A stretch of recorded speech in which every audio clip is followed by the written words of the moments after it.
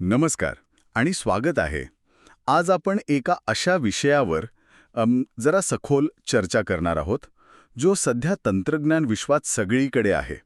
म्हणजे कल्पना करा की आपल्याला स्वतःचं AI ॲप बनवायचंय, पण सुरुवात कुठून करायची हेच कळत नाहीये. हे अगदी कसं आहे की आपल्याला एक भव्य दिव्य स्वयंपाक करायचंय, पण आपल्याकडे फक्त कच्चं सामान आहे. रेसिपी बुक नाही. तर आजचं आपलं रेसिपी बुक आहे मायक्रोसॉफ्ट लर्नवरचा develop generative AI apps in Azure नावाचा लर्निंग पाथ. आपण याच्या प्रत्येक टप्प्याचा, प्रत्येक मॉड्यूलचा अगदी सखोल अभ्यास करणार आहोत. आणि तुम्ही रेसिपी बुकचा उल्लेख केलात ना, तो खूपच योग्य आहे. कारण हा लर्निंग पाथ म्हणजे फक्त साहित्य आणि कृती नाही, तर प्रत्येक गोष्ट का आणि कशी करायची ह्यामागचं शास्त्र समजावून सांगतो. जनरेटिव्ह AI आता केवळ मोठ्या कंपन्यांपुरतं मर्यादित राहिलेलं नाही, की नाही, मायक्रोसॉफ्ट फाउंड्रीसारख्या प्लॅटफॉर्ममुळे ते आता आपल्यासारख्या अनेकांच्या आवाक्यात आले आहे. आजच्या चर्चेत आपण फक्त हे मॉड्यूल्स काय आहेत हे नाही पाहणार, तर एक डेव्हलपर म्हणून विचार कसा करायचा हे समजून घेणार आहोत. उत्तम. चला तर मग या प्रवासाला सुरुवात करूया. पहिला टप्पा अर्थातच आहे प्लॅनिंगचा. Plan and prepare to develop AI solutions on Azure हे पहिलं मॉड्यूल. कुठलंही मोठं काम करण्याआधी तयारी करावी लागते हे तर आपल्याला माहीत आहे. पण AIच्या बाबतीत ही तयारी नक्की कशी असते हे सहलीला जाण्यापूर्वी नकाशा आणि गाडी तपासण्यासारखं आहे का? उपमा चांगली आहे, पण AIच्या बाबतीत ती थोडी अधिक गुंतागुंतीची आहे.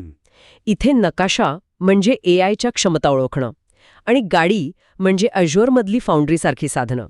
पण सगळ्यात महत्त्वाचा भाग आहे रस्त्याचे नियम तपासणं, ज्याला इथे जबाबदार AI म्हणजे रिस्पॉन्सिबल AI म्हटलं आहे.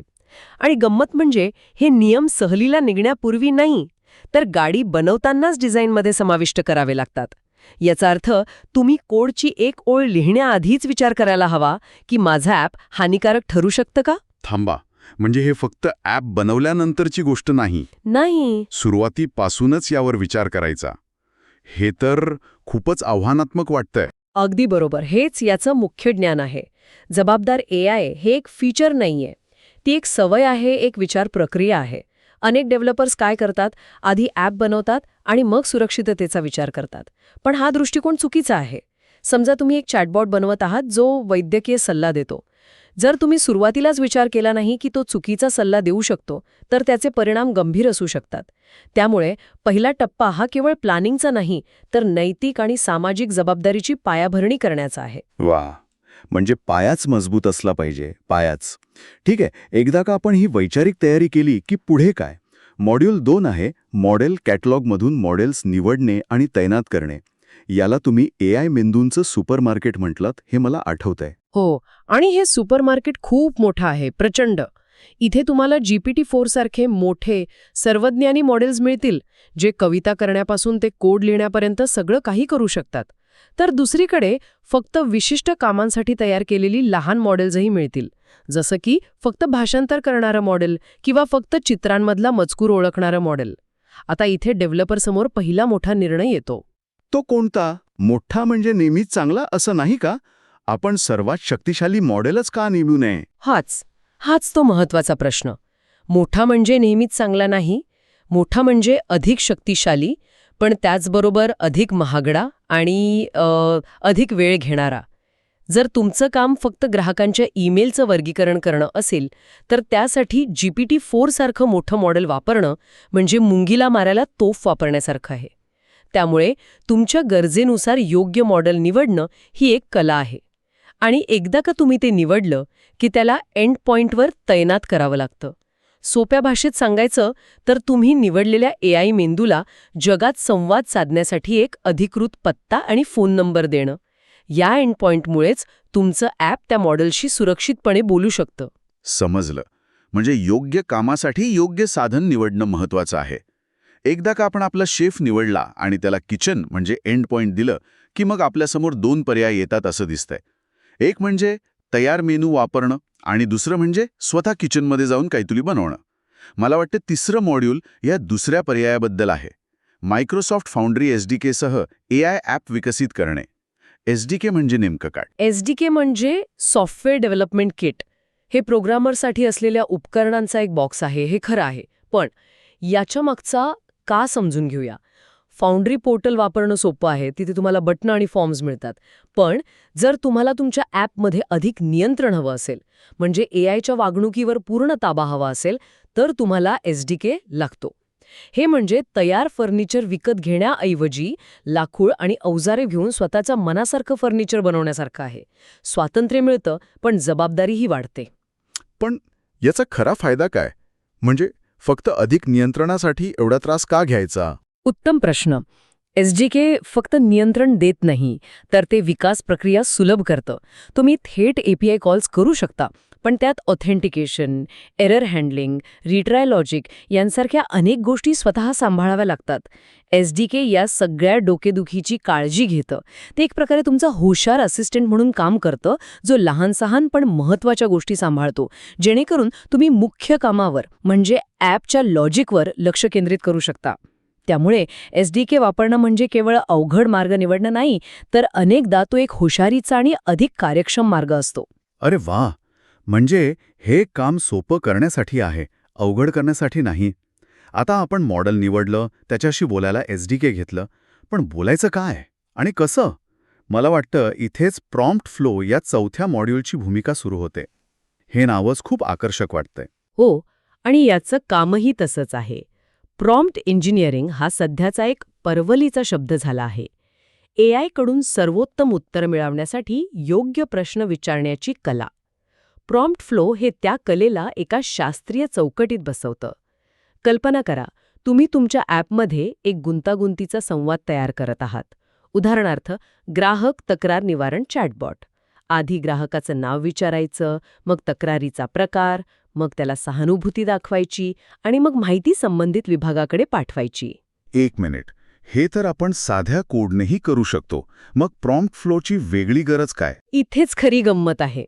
तुम्ही हे कोडने करू शकता, पण ते सांभाळणं आणि त्यात बदल करणं खूप किचकट होतं.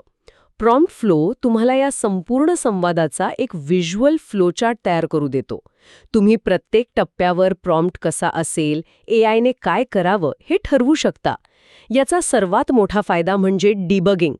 जर तुमच्या चॅटबॉटने काहीतरी विचित्र उत्तर दिलं, तर तुम्ही प्रॉम्प्ट फ्लोमध्ये जाऊन बघू शकता की नक्की कोणत्या टप्प्यावर चूक झाली. हे म्हणजे तुमच्या AIच्या विचार प्रक्रियेचा नकाशा पाहण्यासारखं आहे.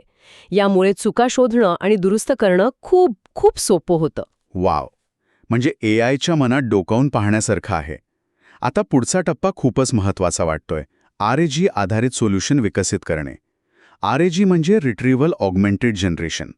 सोप्या भाषेत हे AIला आपला स्वतःचा डेटा वाचायला देण्यासारखं आहे, जेणेकरून ते फक्त इंटरनेटवरच्या माहितीवर अवलंबून राहणार नाही.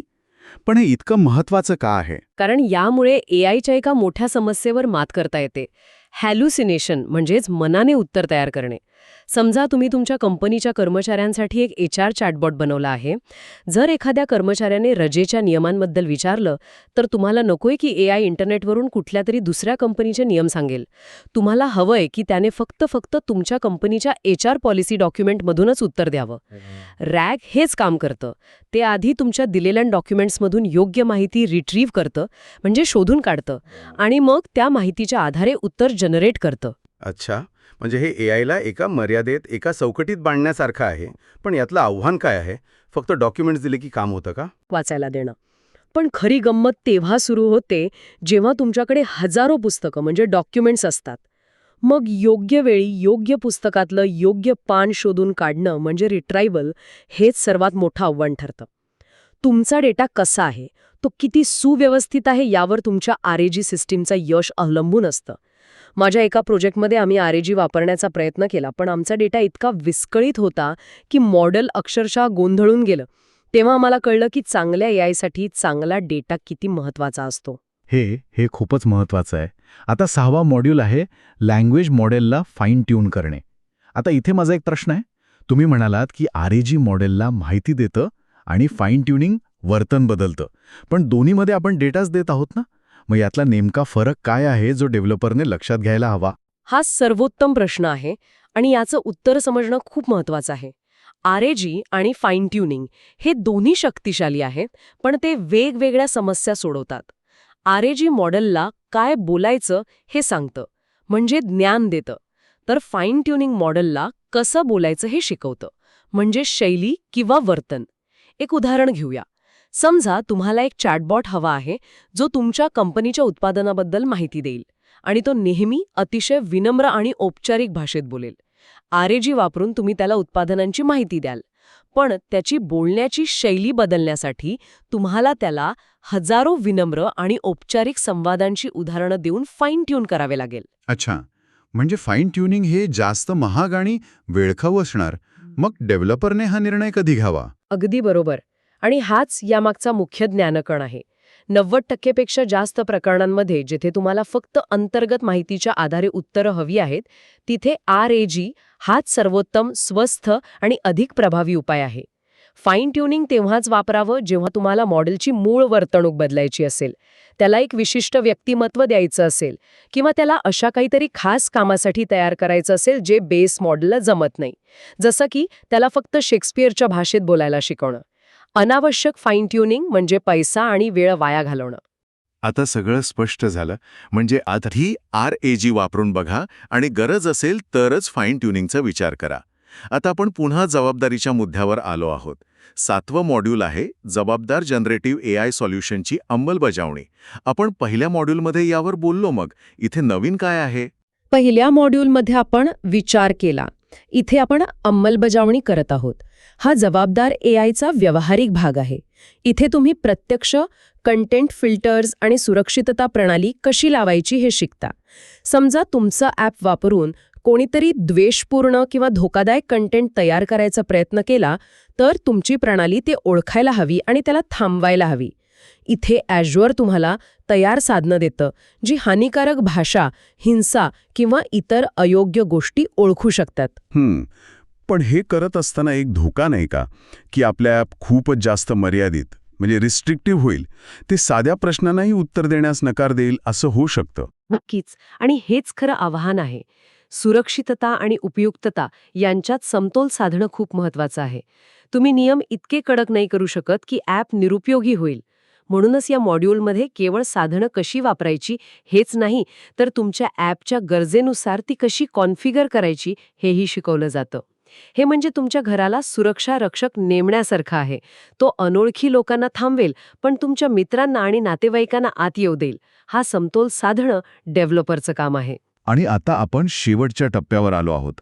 आपल्या AIची अंतिम परीक्षा. 8वं मॉड्यूल आहे जनरेटिव्ह AIच्या कामगिरीचं मूल्यांकन. आपण एवढी मेहनत करून जे ॲप बनवलं आहे ते आपलं काम नीट करतंय की नाही, हे कसं ओळखायचं? बरोबर. ॲप तयार करून सोडून देता येत नाही. त्याचं मूल्यांकन सतत करावं लागतं.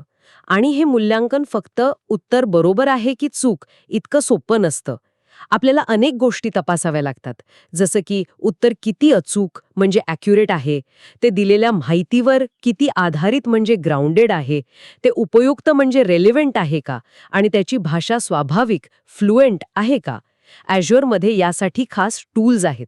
म्हणजे हे फक्त माणसांनी तपासायचं नाही, तर यासाठी AI सहाय्यक मेट्रिक्स पण आहेत. म्हणजे एक AI दुसऱ्या AIला तपासणार. हो, आणि हे क्षेत्र खूप वेगाने विकसित होत आहे.